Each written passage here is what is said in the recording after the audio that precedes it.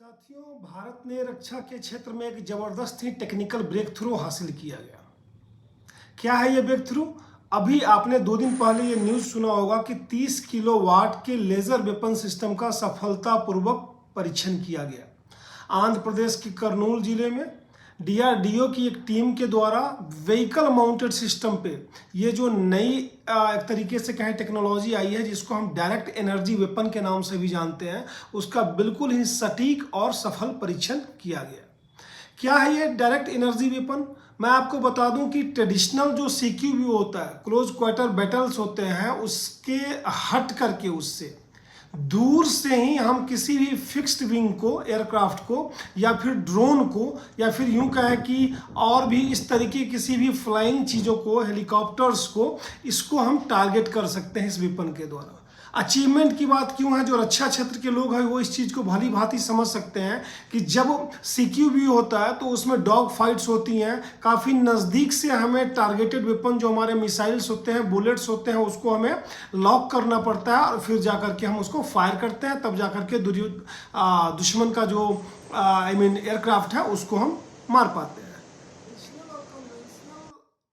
बात करेंगे मिसाइल्स की, उसमें क्या है, काइनेटिक एनर्जी का यूज होता है या फिर आप बात करें फिजिकल इम्पैक्ट का यूज होता है। यहाँ सीन क्या है? यहाँ सीन थोड़ा दूसरा है। डायरेक्ट एनर्जी वेपन में क्या है, एनर्जी को कंसंट्रेट किया जाता है, कन्वर्ट किया जाता है लेजर के रूप में, एक जगह पे फोकस किया जाता है, ठीक है, और वो भी डिस्टेंस से, काफ़ी डिस्टेंस से।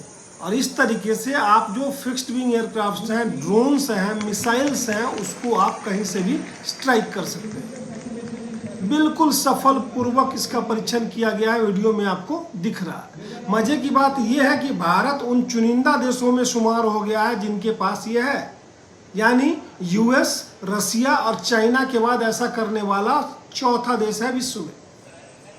और DRDO यहीं तक नहीं रुक रहा है। DRDO के जो चेयरमैन हैं उन्होंने बोला कि ये अचीवमेंट अपने आप में तो बहुत बड़ा है ही।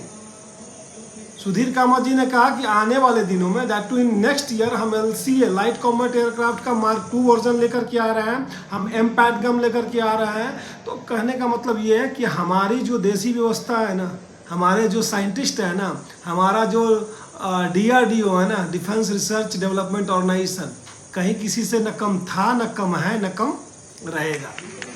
बहुत बड़ा अचीवमेंट भारत के लिए और भारतवासियों के लिए, रक्षा के क्षेत्र में, और खास के सेना के लोगों के लिए। धन्यवाद।